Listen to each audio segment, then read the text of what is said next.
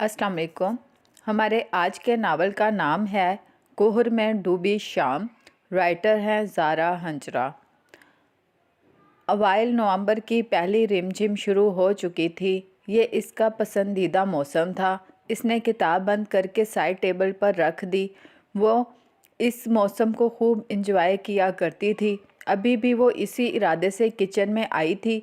अम्मी शेल्फ पर सब्जियां फैलाए रात के खाने की तैयारी में मसरूफ़ थी। माशाल्लाह बहुत प्यारा मौसम है। इसने किचन की खिड़की खोल दी। ठंडी हवा अंदर दाखिल हो गई। आप आलू काटें, मैं पालक तोड़ कर लाती हूँ। फिर दादा जान के आने से पहले पकोड़े बना लेते हैं। अम्मी के सामने आकर इसने जिस तरह नदीदेपन से कहा, वो इसकी मासूमियत पर मुस्कुरा दी। अच्छा चलो तुम जाओ, पालक और पुदीना तोड़ लाओ।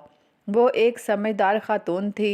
जवां उम्री की बेवकी पर आज तक दबा नहीं लगने दिया था, और अब वो जवां साल बेटी की हिफाजत के लिए वो माँ और बाप दोनों के फ़राइज़ निभा रही थी।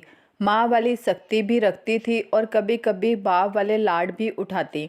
इसकी नन्ही नन्ही ख्वाहिशें भी पूरी कर दिया करती।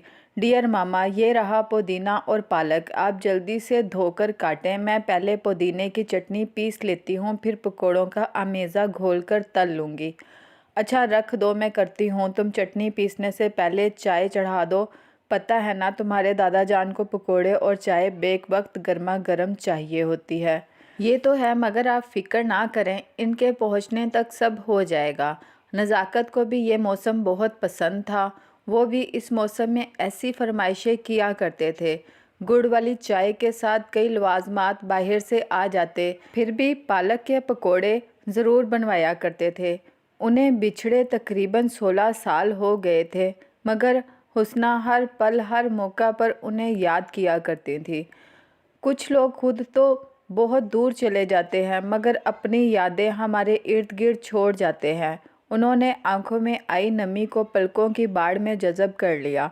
दादा जान नमाज पढ़ के वापस आ गए थे।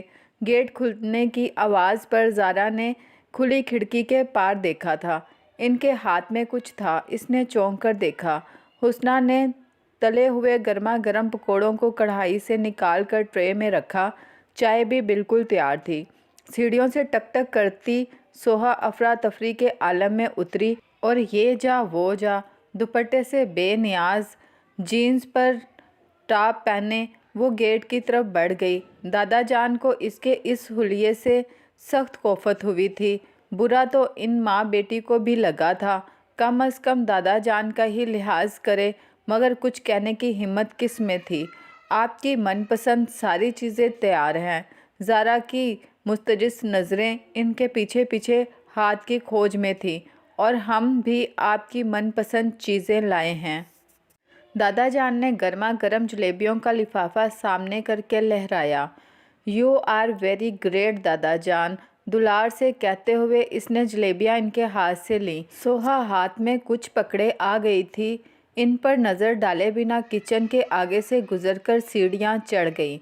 देख रही हो हुस्ना, इस रुखसाना ने लड़कियों को कितनी छूट दे रखी है। उन्होंने डिलीवरी बॉय को अपने गेट की तरफ आते देख लिया था, और अब सोहा के हाथ में डब्बों से अंदाज़ा हो गया था कि सिर्फ पिज़्ज़ा पर इक्तफ़ा नहीं किया गया था, बल्कि और भी काफ़ी कुछ था। छोड़ें अब्बा जान, वो अपने घर में खुद मुख्तियार आज़ाद हैं, जो मर्ज़ी करें। हुस्ना ने रसान से कहा। मामा आप लोग लाउंज में जाएं, मैं चाय निकाल कर सब लाती हूँ। ज़ारा गरम जलेबियाँ निकाल कर प्लेट में रखने लगी। वो नहीं चाहती थी दादा जान मज़ीद गुस्सा करें। इस तरह इनका बीपी हाई हो जाया करता था। ऊपर वाले पोर्शन में बड़े ब्रांड्स के फूड के मज़े उड़ाए जा रहे थे, और यहाँ ये तीनों सादा सी चीज़ों से भरपूर लुत्फ़अंदोज़ होते हुए मौसम एंजॉय कर रहे थे। बारिश में तेज़ी आ गई थी, मतलब सर्दी बढ़ने वाली थी। वो बालकनी में आकर बैठी थी। ताई और ईमान दोनों बाज़ार गई हुई थी, और सोहा यूनी, इसलिए वो यहाँ बैठ सकती थी, वरना इनकी मौजूदगी में वो बालकनी में नहीं आ सकती थी, ना ही गेट पर जा सकती थी। एक तरह से ये लोग नीचे वाले पोर्शन तक ही महदूद कर दिए गए थे, मगर जब ऊपर कोई ना होता वो थोड़ी देर के लिए टेरेस पर भी जाया करती थी। अचानक एक बाइक गेट के सामने आकर रुकी। इसने चौंक कर देखा, ये तो सोहा है, मगर इसके साथ लड़का। वो पहले हैरान हुई, फिर परेशान। सोहा के हाथ में एक शॉपर था जिसमें यकीनन कुछ कपड़े थे। भला ताया अब्बू ने इन लोगों की कौन सी ख्वाहिश पूरी नहीं की जो इन लोगों को अपनी छोटी छोटी ख्वाहिशात पूरी करने के लिए यूं दोस्तियां लगानी पड़ी। वो भागती हुई सीढ़ियां फलांगती नीचे उतर गई।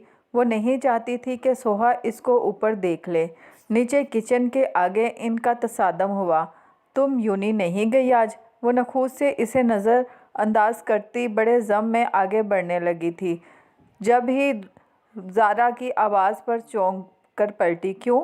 तुम क्यों पूछ रही हो? खैरियत? जवाब देने के बजाय उल्टा सवाल दाग दिया।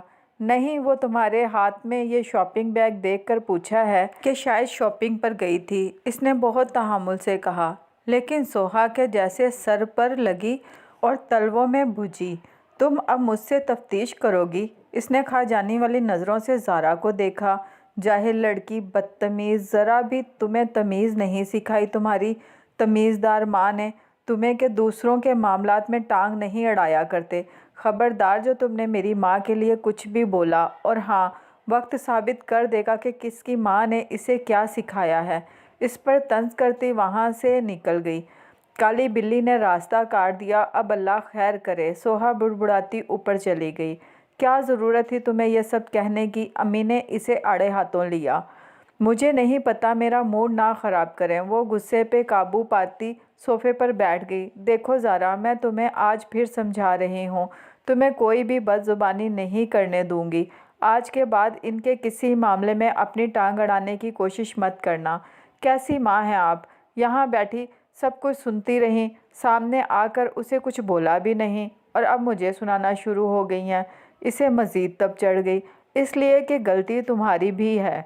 तुम क्यों इससे तफ्तीश कर रही थी? हुस्ना ने दो टोक बेटी को जवाब दिया।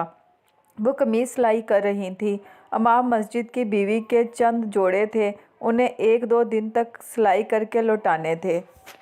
और एक बात याद रखो ज़ारा, आइंदा तुम्हारा रवैया दूसरों के साथ ऐसा नहीं होना चाहिए कि तुम्हें अपनी माँ की तरबियत पर बात सुननी पड़े। ठीक है, आपको आइंदा शिकायत नहीं मिलेगी। मैं एकेडमी के लिए तैयार होती हूँ। वो वहाँ से उठ गई। वो उन्हें सोहा की हरकतों के बारे में कैसे बताती? आज एतवार था, इसकी एकेडमी से छुट्टी थी, इसलिए किचन का सारा काम आज इसे ही करना था। वो कढ़ी और चावल बना रही थी। ये इसका पसंदीदा खाना था और वो हमेशा बहुत दिल लगा कर कढ़ी चावल बनाती थी। हुस्ना को भी मज़ीद वक्त मिल गया। वो सिलाई का काम निपटाने में मसरूफ़ थी। दादा जान बाहर लॉन में पौधों की देखभाल कर रहे थे। मामा, खाना तैयार हो गया है। वो लोग वक्त पर खाना खाते थे क्योंकि दादा जान सर्दी के दिनों में मगरिब की नमाज के लिए जाने से पहले खाना खाते थे। ज़ारा बेटा, ऊपर भी कढ़ी चावल दे आओ। हुस्ना जानती थी कि इन दोनों बच्चियों को भी कढ़ी चावल बहुत पसंद हैं। ठीक है मामा, मैं जाती हूँ। वो डिश में चावल और बाउल में कढ़ी लेकर ऊपर चली गई। अरे वाह भई, ये ज़ारा आज हमारे घर का रास्ता कैसे भूल गई? रुखसाना को तंज करना शायद इनके बड़ों ने सिखाया था। हर वक्त जली कटी करना इनकी आदत बन चुकी थी। ताई जान, अम्मी ने कढ़ी चावल भेजे हैं। इसने इनके तंज के जवाब में रसान से कहा। लाउंज के दोनों सोफ़ों पर टेबल पर कल की शॉपिंग का सारा सामान पड़ा हुआ था। वो लोग न जाने कितनी बार देख चुके थे। ज़ारा, आ जाओ, देखो हमने कितनी शॉपिंग की है कल। ईमान ने सोफ़े से बैग उठाकर इसे बैठने की जगह दी। जाओ सोहा, जाओ जल्दी से अपनी चच्ची को भी बुला लाओ। अब बखेड़ा पड़ा है तो इसे भी दिखा दूँ। सोहा नाक भवें चढ़ाते उठ खड़ी हुई। वो इतनी काहिल लड़की थी, हिलना इसके लिए मौत के मुतरादिफ था। ये जोड़े 2-4 बार ही पहने होंगे, इनको तुम रख लो। ये इतने महंगे कपड़े किसी और को क्यों दें? पहला हक तो तुम्हारा है। वो कहते हैं ना कि अव्वल ख्वैश बाद दरवेश।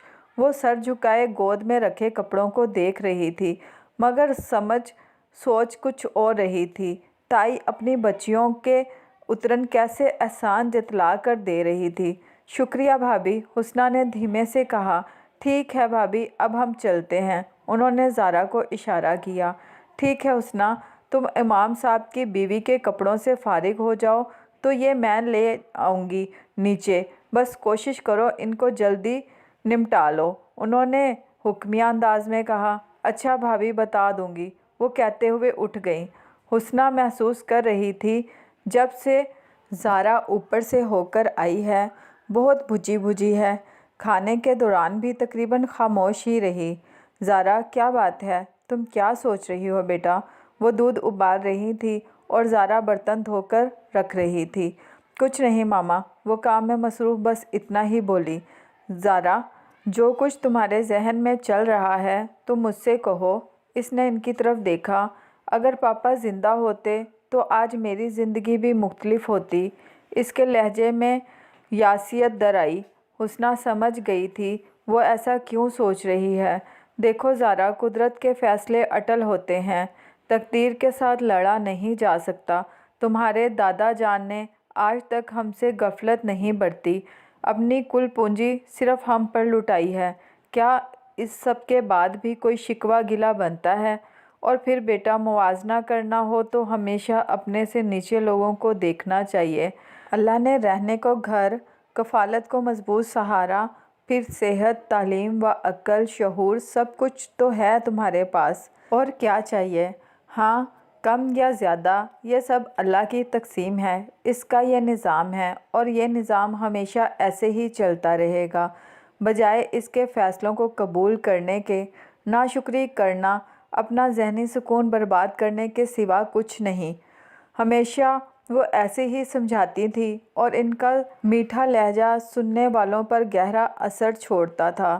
زارا نے اثبات میں سر ہلا کر نل بند کیا۔ جی ماما، شاید آپ ٹھیک کہہ رہی ہیں۔ چلو، یہ دودھ گرم ہو گیا ہے، شہد ملا کر دادا جان کو دے دو۔ چلتی ہوں، بہت تھکاوٹ ہو گئی ہے۔ وہ اپنے کمرے میں ٹہل رہے تھے، ان کی رگیں غصے سے پھول رہی تھیں۔ کتنی بار وہ بیٹے کو کال ملا چکے تھے مگر اس کا نمبر مسلسل آف جا رہا تھا۔ انہیں کسی طور چین نہیں مل رہا تھا۔ وہ اس گھر کے بڑے تھے، چپ چاپ کچھ غلط ہوتا کیسے دیکھ سکتے تھے؟ آج جب وہ بازار سے کچھ سامان لے کر لوٹے تھے تو انہوں نے سوہا کو کسی لڑکے کے ساتھ بائیک پر بیٹھے دیکھا تھا۔ وہ یہ بات ہر صورت اپنے بیٹے کے گوش گزارنا چاہتے تھے۔ انہوں نے دوبارہ موبائل اٹھا کر کال ملائی۔ دوسری بیل پر کال ریسیو ہو گئی تھی۔ کیا حال ہے ابا جان؟ انہوں نے رسائی سے پوچھا تھا، کیونکہ ان کے لہجے میں کوئی گرم جوشی نہیں تھی۔ میرے حال کو چھوڑ دو، اپنے گھر کی خبر لو۔ ابا جان بنا کسی لگی لپٹی پر بات پر آ گئے۔ کیا مطلب؟ کیا ہوا ہے میرے گھر کو؟ رفاقت صاحب چونک گئے تھے۔ برخودار، بڑے سال تم نے باہر کی کمائی کر لی، اب پردیس سے بوریا بستر باندھو اور ادھر آؤ۔ تمہاری بچیاں جوان ہو گئی ہیں، تمہیں ان کے سر پر ہونا چاہیے۔ چاہتے ہوئے بھی سیدھی بات کرنا انہیں دشوار لگ رہا تھا۔ کھل کے کہیں ابا جان، آپ کیا کہنا چاہتے ہیں؟ رفاقت صاحب کو تشویش ہوئی۔ دیکھو میاں، سیدھی صاف بات یہی ہے کہ تمہاری بیوی شاید جوان بچیوں کو اکیلی نہیں سنبھال سکتی۔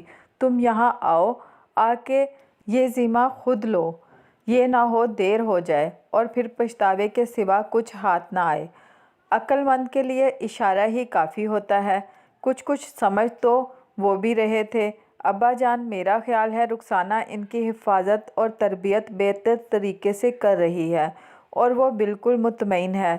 پھر بھی میں اس سے بات کرتا ہوں۔ انہوں نے اللہ حافظ کہہ کر کال کاٹ دی تھی۔ کیسا احمق انسان ہے، بیوی کے عیش و عشرت کے لیے پردیس کی خاک چھانتا پھر رہا ہے اور پیسے کی ہوس میں اپنے دیگر فرائض سے غافل ہو بیٹھا ہے۔ اللہ ہدایت دے اسے۔ وہ افسردہ سے بیڈ پر ٹانگیں سیدھی کر کے لیٹ گئے۔ میری زندگی کا کچھ بھروسہ نہیں۔ میرا خیال ہے مجھے بھی اپنا فرض بروقت ادا کر دینا چاہیے۔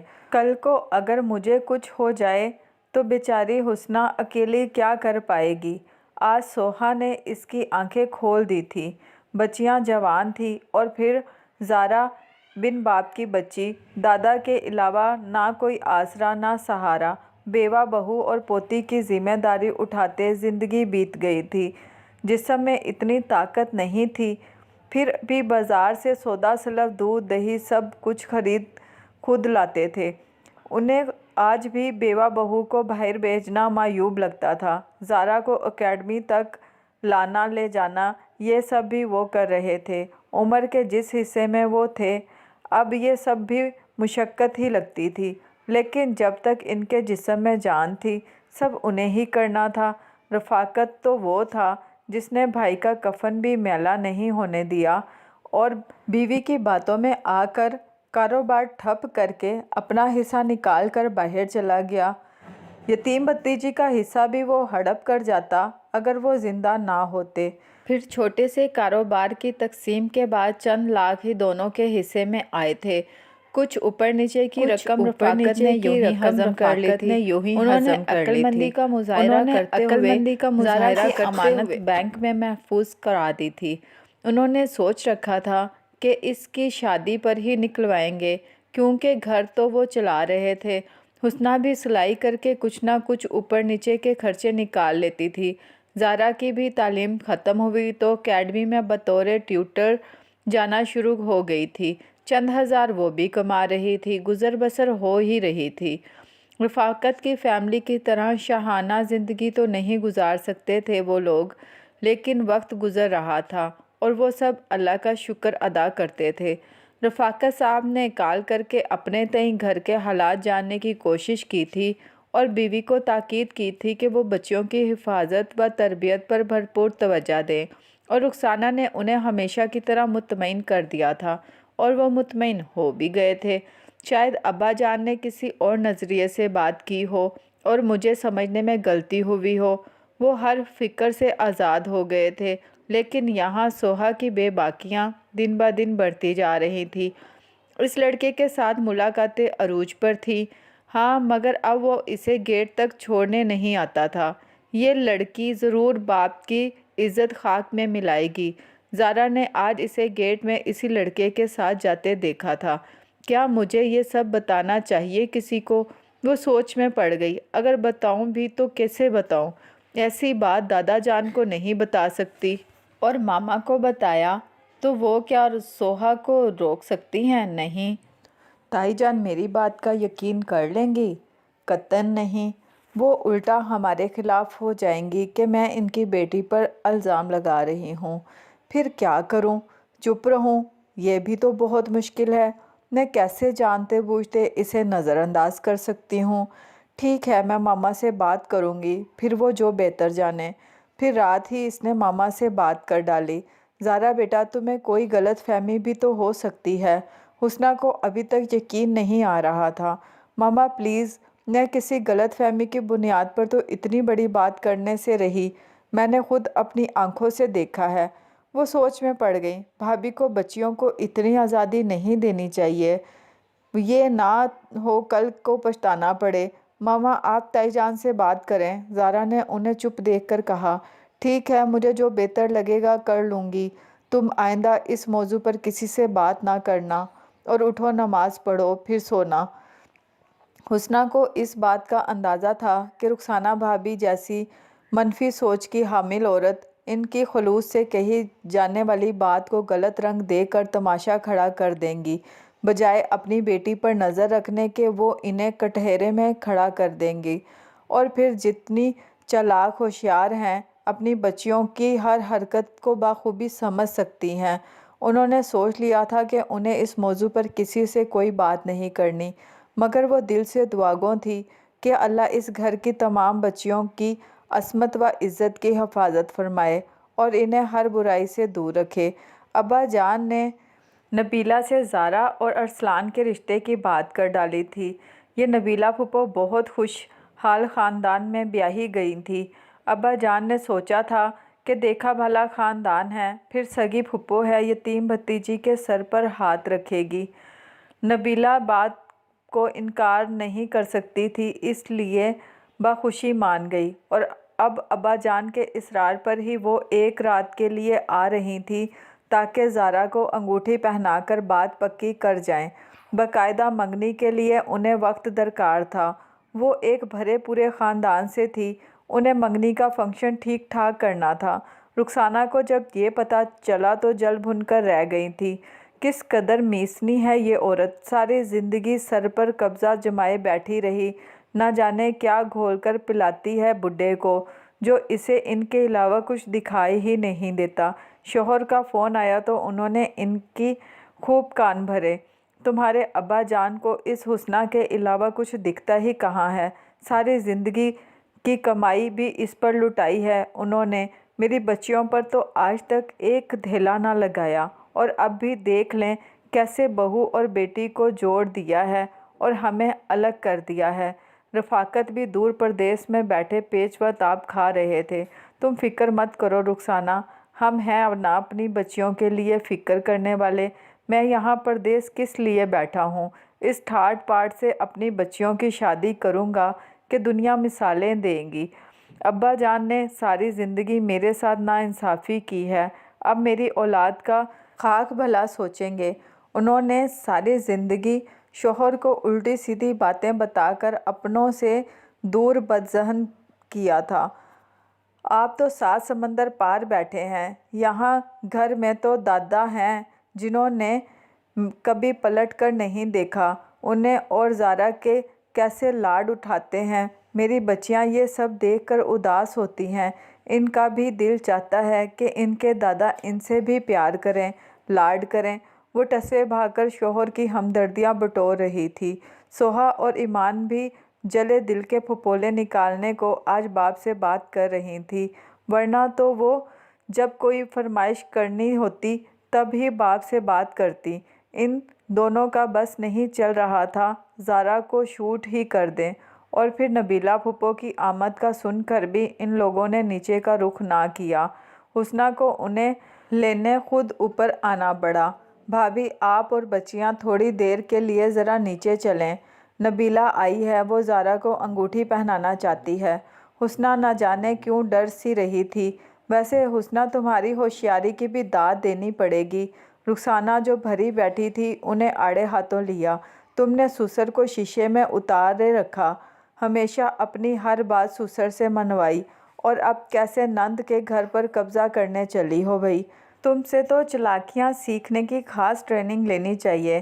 بھابھی آپ میرے ساتھ نیچے چلیں، ابھی بعد میں یہ باتیں ہو جائیں گی۔ وہ رخسانہ کے منہ نہیں لگنا چاہتی تھی۔ رشتہ کرتے وقت تو پوچھا تک نہیں، اب چلی آئیں دنیا کو دکھاوے کو، آ جاؤ، جا کر خود ہی کر لو سب کچھ۔ بھلا بھابھی آپ ناراض کیوں ہو رہی ہیں؟ یقین کیجئے یہ ابا جان کا ذاتی فیصلہ تھا، انہوں نے نبیلہ سے بات طے کر کے ہی مجھے بتایا تھا۔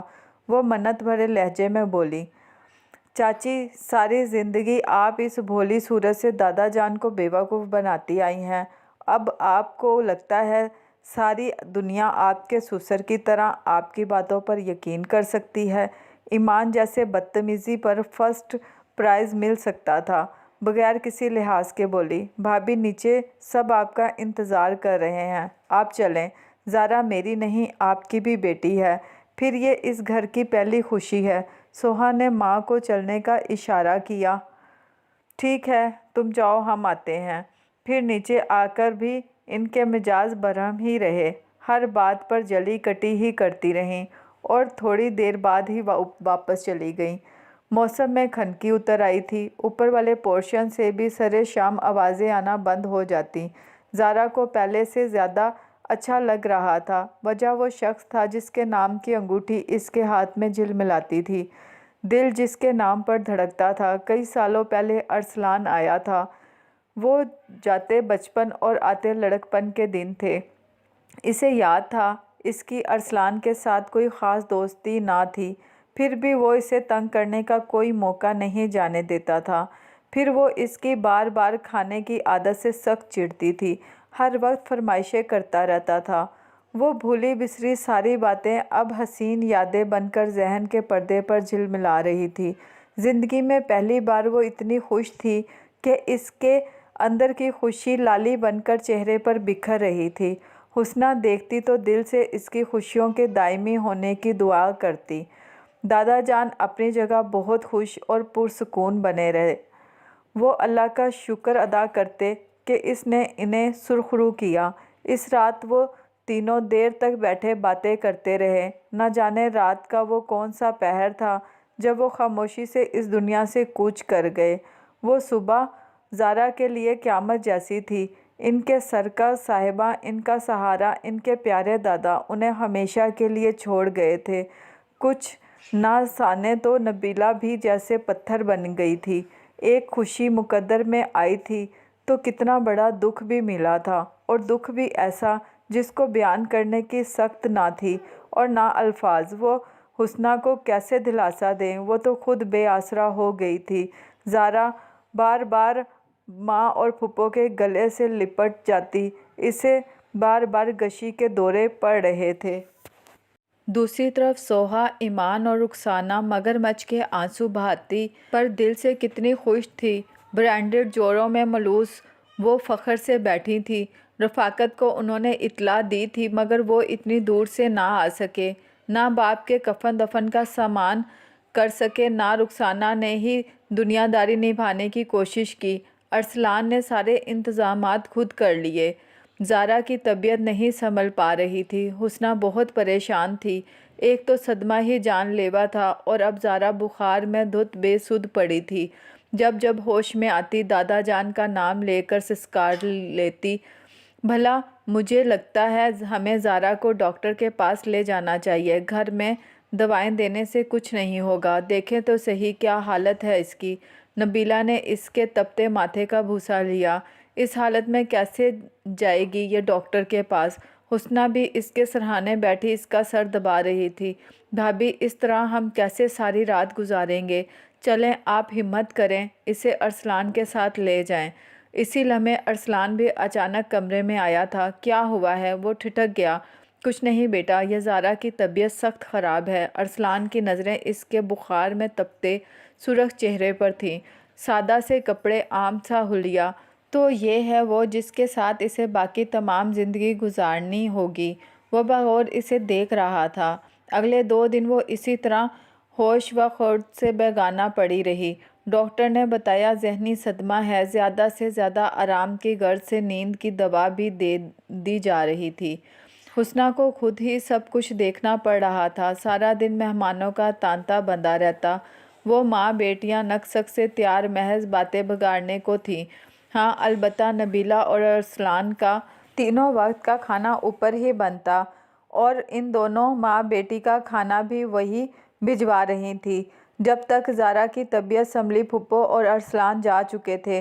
گھر میں اداسی نے تو جیسے پکے ڈیرے جما لیے تھے۔ دادا جان کو گئے کتنے دن بیت گئے تھے، لیکن نیچے کے پورشن میں ابھی تک سوگواری کی فضا قائم تھی۔ حسنہ کو لگتا تھا کہ ان کی بچی اب یتیم ہوئی ہے۔ چاروں طرف نظر دوڑا کر دیکھتی، کوئی آسرا، کوئی سہارا نہ نظر آتا۔ ابا جان، آپ سارے بوجھ مجھ پہ ڈال کر چلے گئے ہیں، میں تو خود آپ کے سہارے چلتی تھی، اور اب تنہا جوان بچی کے ساتھ زمانے کے سرد و گرم کا مقابلہ کیسے کروں گی؟ وہ ان کے کمرے کی جھاڑو لگا رہی تھی۔ ان کی لاٹھی جھاڑ کر دوبارہ بیڈ کے ساتھ لگا دی، جیسے ابھی تک ان کے آنے کی امید ہو۔ تسبیح صاف کر کے واپس اسی جگہ رکھی تھی جہاں وہ رکھتے تھے۔ ہر چیز ویسی ہی پڑی تھی۔ آپ یہاں ہیں؟ وہ اکیڈمی سے آئی تھی۔ ہاں، چیزوں کی جھاڑ پونچھ کر رہی تھی۔ آپ آرام کر لیتی، یہ کام میں کر لیتی۔ ابا جان کے کمرے میں نظریں گھماتی، ایک ایک چیز پہ جیسے اس کو کھوج رہی تھی۔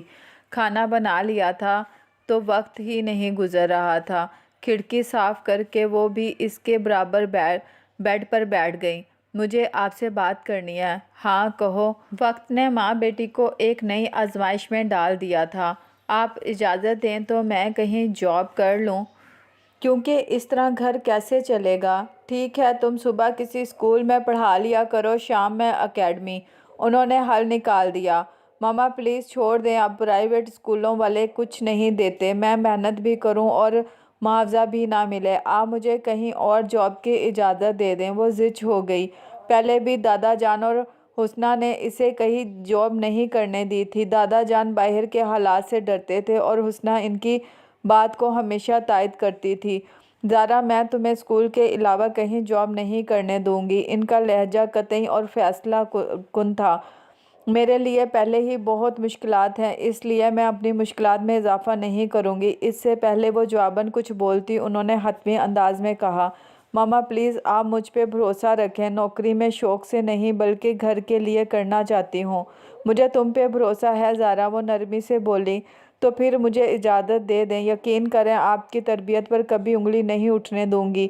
میری جان ضد نہ کرو، اسکول اور اکیڈمی کی آمدن سے ہم گزارا کر لیں گے، وہ رسان سے بولی۔ ویسے بھی چند دن اور گزر جائیں تو میں نبیلہ سے بات کر کے تمہیں رخصت کروں گی، آپ پھپھو سے خود بات کریں گی۔ وہ حیران ہوئی، یہ بات تو پھپھو کو کہنی چاہیے۔ ہاں بیٹا، وہ کوئی غیر تھوڑی ہے، میں بس کسی دن مناسب موقع دیکھ کر بات کروں گی، تم اپنے گھر کی ہو جاؤ تو میری ساری فکریں ختم ہو جائیں گی۔ زارا نے انگلی میں پہنی انگوٹھی کو دیکھا، لیکن آج دل میں کوئی ہلچل نہ ہوئی تھی، وہاں خاموشی تھی، بالکل ویسی خاموشی جیسی ارسلان کی طرف تھی، اور ارسلان کی خاموشی سے اس کا دل بجھ گیا تھا۔ یہ الگ بات وہ ماں کے دل میں کوئی وسوسہ نہیں ڈالنا چاہتی تھی۔ پچھلے 2-3 دنوں سے اوپر کچھ غیر معمولی ماحول تھا، بازاروں کے چکر، پھر اچانک اوپر رنگ و روگن شروع ہو گیا، مگر وہ لوگ زیادہ حیران تو تب ہوئے تھے جب تائی نے لان کی صفائی کروا کر باہر سے بھی سارا گھر پینٹ کروایا۔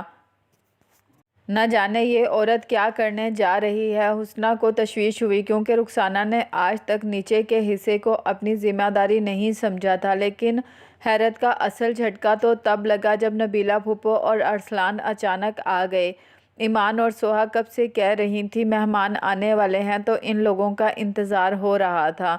نبیلہ یوں اچانک کم از کم اطلاع ہی کر دیتی۔ حسنہ نے کہا، بس بھابی وقت ہی نہیں ملا اطلاع دینے کا، معذرت۔ وہ لوگ اپنائیت دکھا رہے تھے، نبیلہ بالخصوص زارا سے ملی تھی، پیار سے گلے لگا کر ماتھا چوما اور دعائیں دی۔ زارا نے شرما کر نظریں جھکا لیں، کیونکہ دو اور نظروں کی تپش شدت بن کر چہرے پر رونما ہونے لگی تھی۔ ارسلان آج باغور اسے دیکھ رہا تھا۔ چلیں نا پھپھو، آپ لوگ تھک گئے ہوں گے۔ ایمان اور سوہا نے ان کا سامان سنبھالا اور اوپر چلی گئیں۔ ابا جان کا چہلم ہے، رخسانہ بھابی نے بالخصوص بلایا ہے، تو اب ان کے ہاں ہی رکنا پڑے گا، پھپھو نے جاتے ہوئے حسنہ سے کہا۔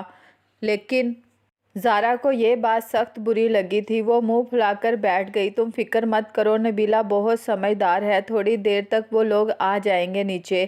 اب انہوں نے بلایا تو اسی طرح کیسے منع کر دیتے، ویسے بھی وہ اس کے بھائی کا گھر ہے، حسنہ نے اسے سمجھایا، اور پھر یہی سوچ کر اسے اور خود کو مطمئن کر لیا۔ لیکن اگلے دنوں میں جو کچھ ہوتا رہا، اس سے ان کے دل کے خدشات بڑھتے ہی گئے۔ دادا کے چہلم پر رخسانہ نے دل کھول کر خرچ کیا، جیتے جی جن کو کبھی پانی کے گھونٹ تک نہ پلایا، اب ان کے نام پر مٹن اور بریانی کی دیگیں پکوا کر بانٹی تھی۔ تمام اہل محلہ کو مدعو کیا گیا تھا، چہلم کم ولیمہ زیادہ لگ رہا تھا، انواع و اقسام کے کھانوں پھلوں سے مہمانوں کی تواضع کی گئی تھی۔ پھپھو کو شاندار جوڑے اور سونے کی مالا دی گئی تھی کہ یہ ایک رسم ہے، بقول تائی جی کے بیٹی کو اس بات کا احساس دلانے کے لیے کہ اس کے بھائی سدا اس کے سر پر ہیں۔ جہاں نبیلہ پھپھو خوش تھی، وہیں محلے دار عورتیں رخسانہ تائی کی خوب واہ واہ کر رہی تھیں۔ زارا نے ارسلان کی آنکھوں میں کسی اور کے لیے دلچسپی اور خود سے لا تعلقی بہت پہلے ہی محسوس کر لی تھی، بس اب اس نام نہاد رشتے کے ختم ہونے کا انتظار تھا۔ اور نبیلہ پھپھو جس دن گئیں بہت سہولت سے معذرت کر گئیں، کیا کروں مجبوری ہے، ارسلان سوہا میں دلچسپی لینے لگا ہے۔ کچھ لوگوں کو نہ جانے کیا ملتا ہے، دوسروں کی زندگیوں میں زہر گھول کر ان کی خوشیاں نگل کر۔ رخسانہ اور ان کی لڑکیوں نے منصوبہ بندی کے تحت یہ سب کیا ہے، محض میری بچی کی خوشیاں چھیننے کے لیے، خدا انہیں غارت کرے۔ حسنہ سخت دل برداشتہ تھی، ان کا بی پی ہائی ہو چکا تھا، زارا کے تو ہاتھ پیر پھول گئے تھے، ایک ماں کا تو سہارا بچا تھا۔ پے در پہ صدمات بالآخر حسنہ کی جان لے گئے، اور زارا کو الگ رہا تھا، وہ کسی سخت آزمائش میں پڑ چکی ہے، زندگی ایک امتحان بن گئی، تو اس نے خود کو حالات کے سپرد کر دیا، کیونکہ اسے کچھ سمجھ نہیں آ رہا تھا۔ رخسانہ اور ان کی بیٹیاں اس کی بربادی کا تماشا دیکھ کر محظوظ ہو رہی تھیں۔ زارا نے خود کو اسکول، اکیڈمی اور گھر کے کاموں میں مصروف کر لیا تھا، دادا جان اور ماما کی یادوں سے راہ فرار کا شاید یہ واحد حل تھا، مگر یہ اس کی بھول تھی۔ ان دونوں کی یادیں پرچھائیوں کی مانند اس کے ساتھ ساتھ رہتی۔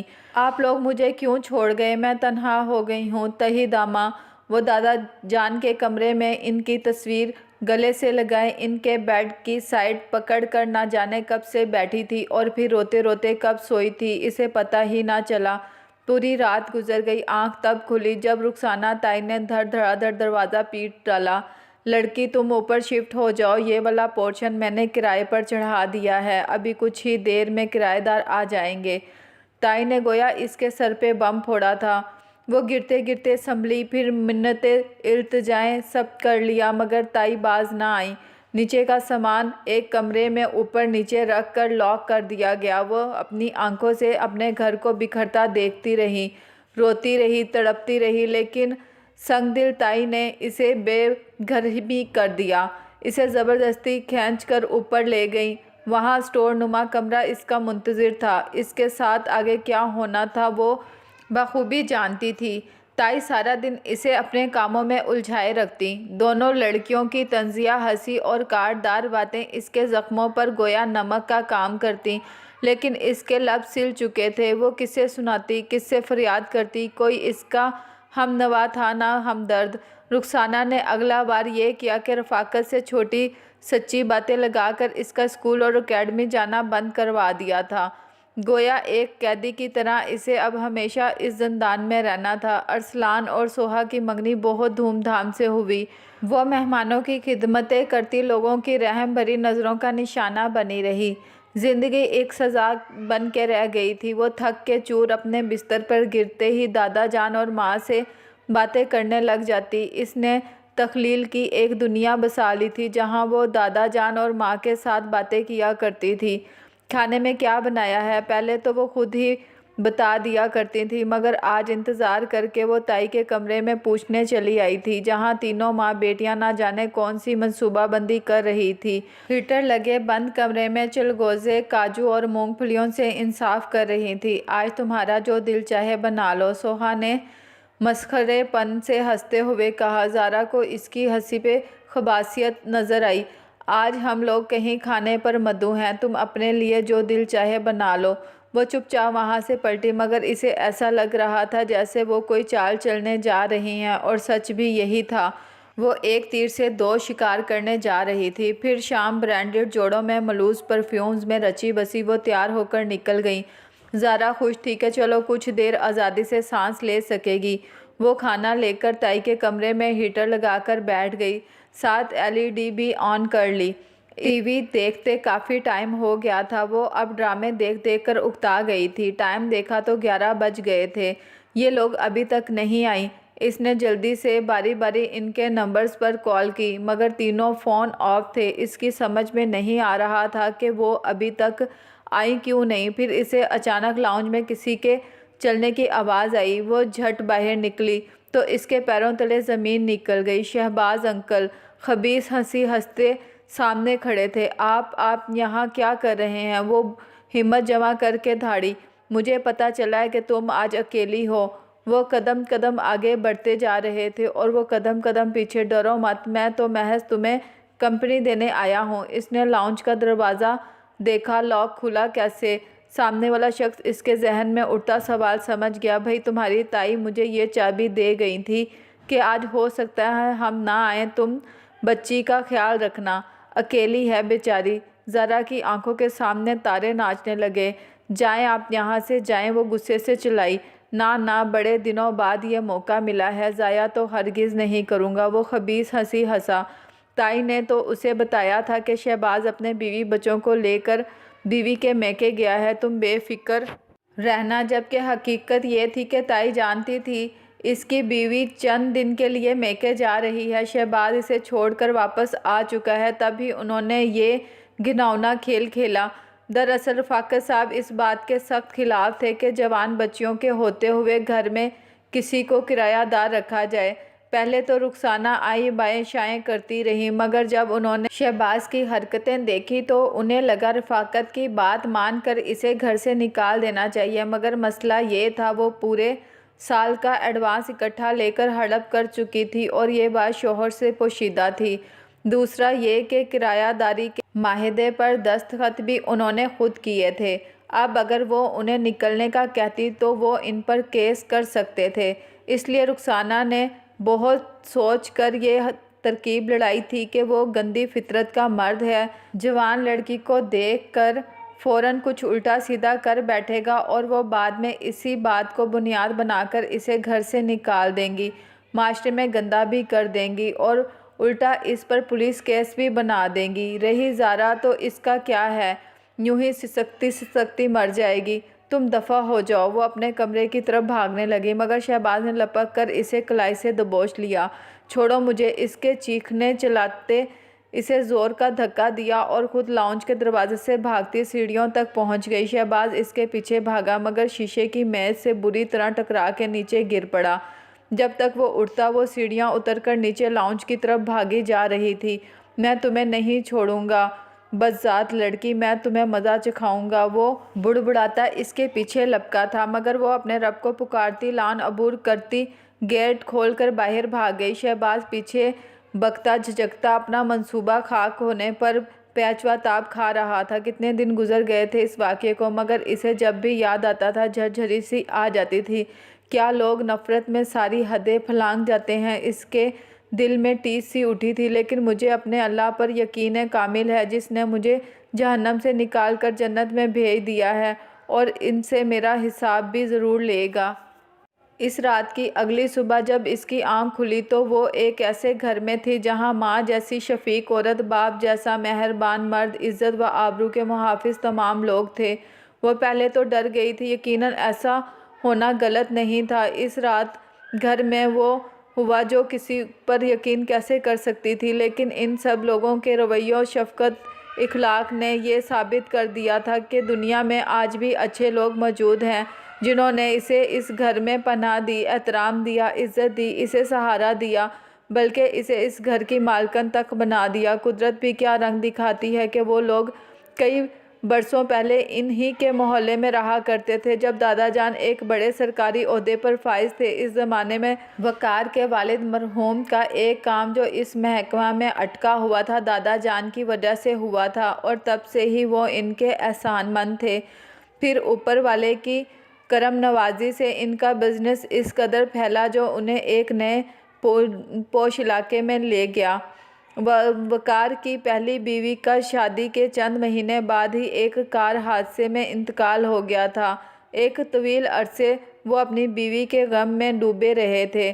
وہ تو آسیہ خالہ کا جی تھا کہ ان کی دوسری شادی کے لیے جیتی رہیں۔ اب تو ان کی کنپٹیوں کے بال بھی سفید ہو رہے تھے، لیکن آسیہ خالہ نے ہمت نہ ہاری۔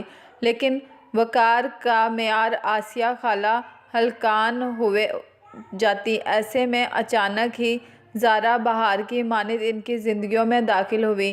آج وہ مسز وقار حیدر تھی، وقار انڈسٹریز کے مالک کی بیوی۔ میرے اللہ نے مجھے بہتر سے بہترین دیا ہے۔ وہ بہت خوش تھی۔ ایسا گھر تو اس نے خواب میں بھی نہیں سوچا تھا۔ اتنی عزت، اتنا مقام، کاش اس کے اپنے آج زندہ ہوتے تو کتنے خوش ہوتے۔ مگر کبھی کبھی ایسا ہوتا ہے، کچھ لوگ سائے کی طرح آپ کا پیچھا نہیں چھوڑتے۔ جب اسے لگا کہ وہ اپنا بھیانک ماضی بالکل بھول چکی ہے، وقار کی سنگت نے اس کے دل پر لگا ہر زخم ختم کر دیا ہے۔ اس کا ماضی اپنی کربہ صورت کے ساتھ ایک بار پھر سامنے آ گیا تھا، لیکن اس بار وہ ڈٹ گئی تھی۔ اس نے ٹھان لی تھی کہ وہ اس بار ان لوگوں کا کچھ داؤ نہیں چلنے دے گی۔ اس نے وقار کو سب کچھ اور صاف صاف بتا دیا تھا۔ ہوا کچھ اس طرح تھا کہ پرسوں ان لوگوں کو ہمدان کے لیے لڑکی دیکھنے بلکہ رشتہ مانگنے جانا تھا، کیونکہ لڑکی تو ہمدان نے پسند کر لی تھی۔ زارا کی طبیعت اچانک کافی خراب ہو گئی، ایسے میں اسے گھر پر رکنا پڑا۔ وقار آسیہ خالہ ہمدان کے ساتھ جا کر رشتہ دے آئے۔ اب لڑکی والوں نے آنا تھا۔ جب زارا نے لڑکی کی تصویر دیکھی تو وہ بوکھلا کر رہ گئی۔ کیا پھر سے ایک نیا امتحان شروع ہونے والا ہے؟ پہلے تو وہ سخت پریشان ہوئی، لیکن پھر ہمت کر کے شوہر کو بتا دیا کہ یہ اس کی تایا ذات ہے۔ وقار حیدر کو بھی دھچکا لگا تھا۔ کاش رشتہ دینے سے پہلے تمام تحقیقات کروا لی جاتی، لیکن پھر بھی انہوں نے زارا سے وعدہ کیا تھا کہ وہ ہمدان کو سمجھا کر قائل کر لیں گے اور ان لوگوں سے معذرت کر لیں گے، لیکن یہ ان کی خام خیالی تھی۔ ہمدان پہلے تو ساری بات تحمل سے سنتا رہا، لیکن پھر ضد پکڑ لی کہ وہ اسی لڑکی سے شادی کرے گا۔ سب لوگ سچ و پچ میں پڑ چکے تھے۔ جس بھائی کو وہ باپ کا درجہ دے کر اس کی ماننا ہمدان اپنا فرض سمجھتا تھا، آج اس بھائی کے سامنے کھڑا ہو گیا تھا۔ گھر میں ایک سرد جنگ شروع ہو چکی تھی۔ سب لوگ اس کا جارحانہ انداز دیکھ کر اندازہ لگا چکے تھے کہ وہ لڑکی یہاں آنے کے بعد کیا رنگ دکھائے گی۔ وقار کو لگتا تھا کہ یہ بیرسٹر ہمدان تو نہیں جس کی تعلیم و تربیت، انداز و اطوار کی لوگ مثالیں دیتے ہیں۔ وہ تن فن کرتا آتا اور اسی طرح چلا جاتا۔ بہرحال کچھ ہی دنوں میں وقار نے فیصلہ کر لیا کہ ہمدان کو حق ہے کہ وہ اپنی مرضی سے شادی کر لے، مگر شادی کر کے وہ اس لڑکی کو اس گھر میں نہیں لائے گا اور اس لڑکی کا اس گھر کے مکینوں سے کبھی کوئی تعلق نہیں ہوگا۔ ہمدان نے بخوشی سب کو چھوڑ کر اسے اپنانے کا فیصلہ قبول کیا تھا۔ آنن فانن سب معاملات طے ہوتے گئے۔ زارا نے ہر معاملے سے خود کو دور رکھا۔ میں ہر دم تمہارے ساتھ ہوں، وہ لڑکی ہمارا کچھ نہیں بگاڑ سکتی۔ وقار اس کی پریشانی دیکھ کر سمجھانے لگتا، لیکن وہ جانتی تھی کہ وہ کس قدر زہریلی عورتیں ہیں۔ زارا کو یقین تھا کہ سوہا جیسی خود غرض اور چال باز لڑکی نے یقیناً ارسلان کو صرف ہمدان کے پیسے کی وجہ سے چھوڑا ہوگا، لیکن اب بیوقوفی کیوں تو ہمدان کی تھی، جو ایک کمزور کردار کی لڑکی کی خاطر گھر والوں کو چھوڑنے کا فیصلہ کر چکا تھا۔ مہندی کی رات کو نکاح کا پروگرام رکھا گیا تھا۔ وقار نے رشتہ داروں اور اپنے دوستوں کو مدعو نہیں کیا تھا، لیکن گھر میں ایک عجیب ماحول چل رہا تھا۔ ہمدان نے ضد باندھ لی تھی کہ نکاح کے لیے بھابھی کا ساتھ جانا بہت ضروری ہے، جبکہ زارا جیتے جی اس گھر کی دہلیز پار نہیں کرنا چاہتی تھی جس گھر کے مکینوں نے اس سے سب کچھ چھین کر ننگے سر ننگے پاؤں آدھی رات کو وہاں سے بھاگنے پر مجبور کیا تھا۔ آسیہ خالہ، فیض چچا اور وقار زارا کو سمجھا رہے تھے۔ بالآخر زارا کو ہار ماننا پڑی۔ برقی کہکوں اور رنگ برنگی روشنیوں سے سجا گھر جس میں انسانوں کے روپ میں اژدھے بستے تھے، زارا کو لگا اس گھر کے در و دیوار جیسے اس کے منتظر تھے۔ ان گت یادیں اس کے سامنے رقصہ ہو گئی تھیں۔ سوہا دلہن بنی بیٹھی تھی، جبکہ ایمان ماں کے ساتھ مہمانوں کا استقبال کر رہی تھی۔ وہ سب کے پیچھے پیچھے تھی۔ بھابھی آپ کے آگے تشریف لائیے کہ آج آپ کی میرے سسرالیوں سے پہلی ملاقات ہے۔ ہمدان کی بات پر وہ تذبذب ہو گئی، مگر وقار نے اسے اشارے سے آگے آنے کا کہا تو وہ دھیرے سے چلتی وقار کے برابر آ کھڑی ہو گئی۔ رخسانہ اور ایمان کو اشنبا سا ہوا۔ دلہن بنی سوہا نے بھی چونک کر دیکھا۔ آپ اپنا ماسک اتار دیں بھابھی، میرے سسرال سے آپ کا پردہ تو نہیں؟ ہمدان کی اس بات پر وقار کا خون کھول اٹھا۔ یہ لڑکا بھی عجیب احمقانہ حرکتیں کر رہا تھا، مگر زارا نے بہت اعتماد سے ماسک اتار دیا۔ حقیقت کا ڈٹ کر سامنا کرنا تھا۔ اسے دونوں ماں بیٹی کا چہرہ فک ہو گیا۔ دلہن بنی سوہا کرنٹ کھا کر اپنی جگہ سے اٹھ کھڑی ہوئی۔ یہ میری بھابھی ہیں، مسز زارا وقار، حیدر وقار انڈسٹریز کے مالک کی بیوی۔ آپ لوگ جانتے ہیں کیا انہیں؟ ان کی حیرت پر ہمدان نے عجیب سی مسکراہٹ سے پوچھا۔ کچھ پل وہ خاموشی سے ایک دوسرے کو دیکھتی رہیں۔ نہیں نہیں بیٹا، ہم تو نہیں جانتے۔ رخسانہ نے سوچا کہ سارے راز پوشیدہ ہی رہے تو اچھا ہے۔ زارا ان کی آنکھوں میں آنکھیں ڈالے کھڑی ان کے پاؤں تلے سے زمین سرکا چکی تھی۔ مگر میں جانتا ہوں، ہمدان نے دھاڑ کر کہا، یہ وہ لڑکی ہے جس سے اس گھر کی چھت چھین کر اسے بے یار و مددگار اور در بدر کیا تھا آپ لوگوں نے، پھر اسے ایک ایک کر کے تمام رشتے تک چھین لیے آپ نے، اور سوہا تم اس سے اس کی خوشیاں چھیننے کے لیے تم نے پہلے اپنی اداؤں سے، چالاکیوں سے ارسلان کو پاگل بنایا۔ اسی گھر میں، اسی اسٹیج پر تم نے ارسلان کے ساتھ منگنی کا ڈرامہ رچایا تھا، پھر پیسے کے لالچ میں اسے چھوڑ کر مجھے اسیر کرنا چاہا۔ سارے مہمان آپس میں چیم گوئیاں کرنے لگے تھے۔ یہ جھوٹی ہے، یہ تو خود گھر سے بھاگی تھی۔ Shut up! رخسانہ کی بکواس پر دونوں بھائی ایک زبان دھاڑے۔ اس حالت میں جب لڑکی کے لیے تم نے ذلت کا جال بچھایا تھا، اللہ نے اسے وہاں سے نکال ڈالا۔ اپنی عزت بچانے کے لیے ننگے سر ننگے پاؤں اندھا دھند بھاگتی۔ اس رات یہ میری گاڑی سے ٹکرائی تھی اور آج ہمارے گھر کی عزت اور بڑی بہو ہونے کا شرف حاصل کر چکی ہے۔ زارا کی آنکھوں سے ایک ساتھ کئی آنسو گرے۔ یہ آنسو شکر کے تھے، خوشی کے تھے کہ اس ظالم معاشرے میں ابھی بھی ہمدرد خیر خواہ موجود ہیں۔ حمدان نے نکاح خواہ کو یہ کہہ کر واپس بھجوا دیا تھا کہ میں یہاں نکاح کرنے نہیں بلکہ کچھ حساب بے باک کرنے آیا ہوں۔ اب آپ سے اگلی ملاقات عدالت میں ہوگی۔ رخسانہ کے قریب ہو کر کہتے وہ وہاں رکی نہیں۔ ظلم کی انتہا کے بعد پکڑ ہونا لازم ہے۔ جو کانٹے انہوں نے اس کے راستے میں بچھائے تھے آج اپنے ہاتھوں سے چننے پڑ گئے تھے۔